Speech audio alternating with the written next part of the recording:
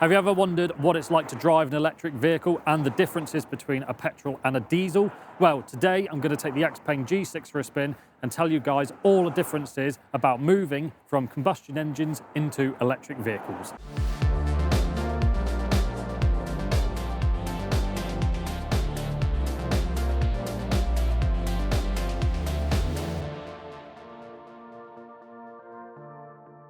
Okay, so what is it really like to switch from petrol or diesel into an electric vehicle?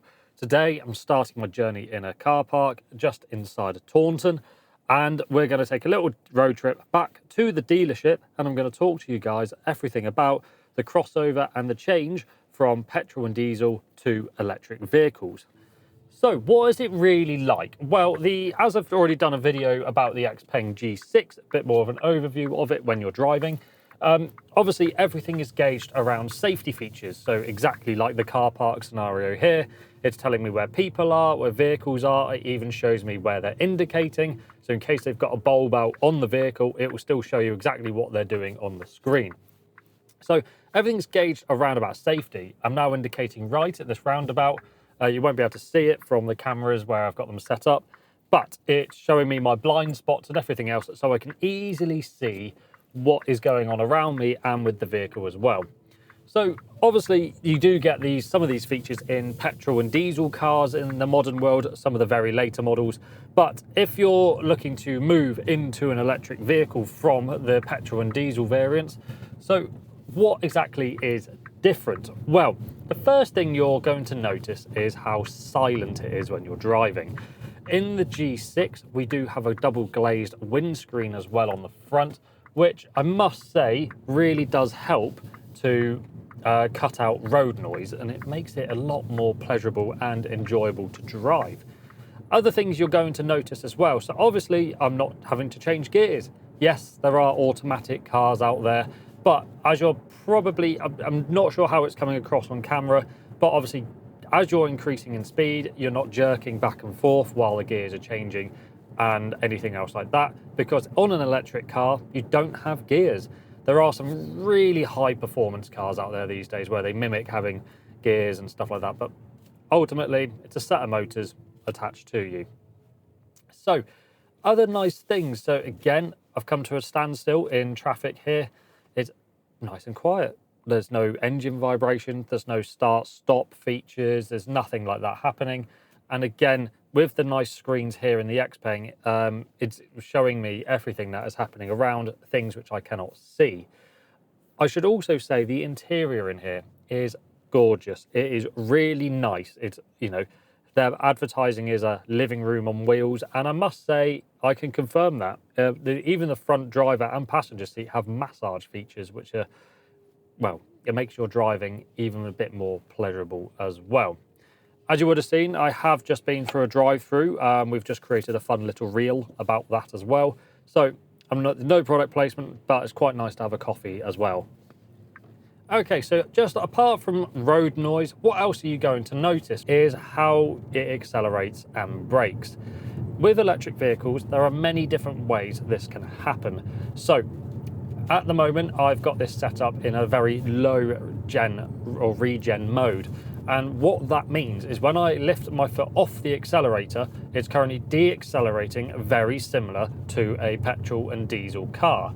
Whereas you can actually increase that. So when you lift your foot off the accelerator, it will pretty much feel like you're putting the brakes on quite heavily.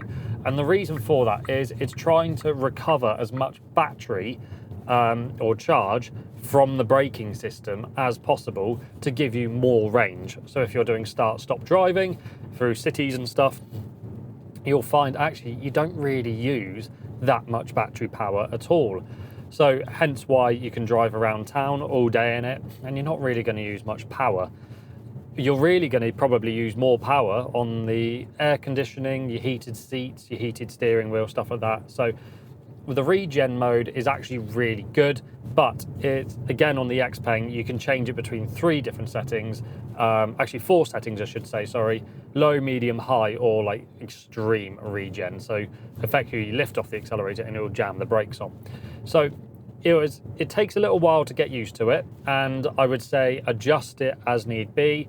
I'm starting on low and then naturally will increase it the more I get used to driving electric vehicles.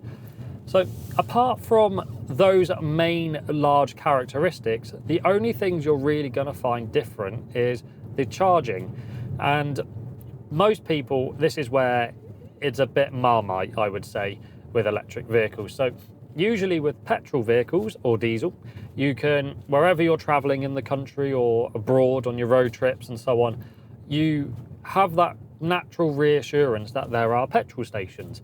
Whereas with electric charging points, the infrastructure, yes, if you go back 5 years ago, they weren't really around. And especially where we're based here at Ottervale Motor Services, we're quite rural.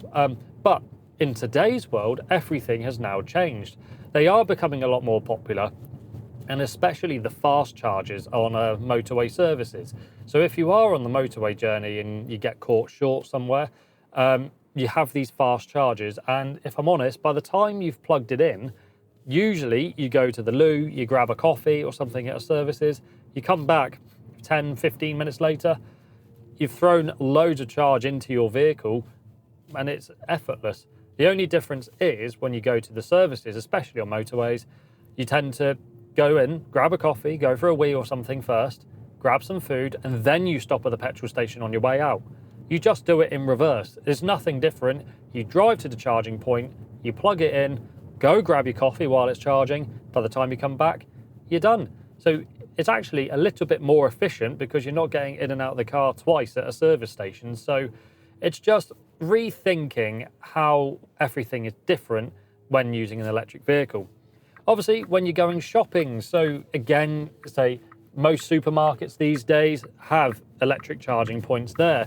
So when people go and get their weekly shop, stuff like that, rather than grabbing petrol afterwards, you might as well charge your vehicle while you're getting your shopping. Again, you're only getting in and out of the vehicle once, and it just saves a lot more time.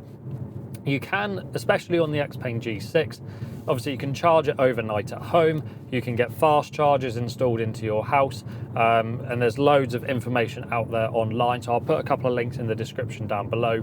So as an actual driving experience of electric vehicles, so charging, I wouldn't let that put you off the experience of a vehicle, because you just need to rethink of where your petrol stations or charging points are.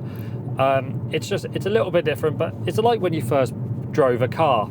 Some of you might be many years ago, some of you it could be last year. But when you're driving a car, you have to naturally learn and you get used to where you're filling your car up, where you go put some air in the tyres and all these different parameters and things about driving. Whereas it's just doing the same with electric vehicles, and as they become more common, there's even more charging points that are coming out and about, even faster ones as well, and the infrastructure nationally is becoming very good. I wouldn't really worry about it personally too much, but I know for myself, I prefer my petrol vehicles at the moment, so even for me to go and charge an electric vehicle, it seems quite daunting, but actually the moment you start doing it a couple times, you'd get over that anyways. So apart from the driving experience and the charging, there's nothing really that much different about electric vehicles in comparison to petrol and diesel. Yes, they come with a lot more technology on board, because electric vehicles really are renowned for pushing the boundaries of the automotive world at the moment, and the amount of technology and everything, especially on this XPENG G6, is phenomenal. I would say with XPENG, what they're trying to do is obviously get you from A to B in the safest way possible. And with that, obviously there's 12 cameras on this vehicle, loads of sensors. There's even sensors looking at me now while I'm driving to make sure that I'm not falling asleep at the wheel, that I'm not getting drowsy.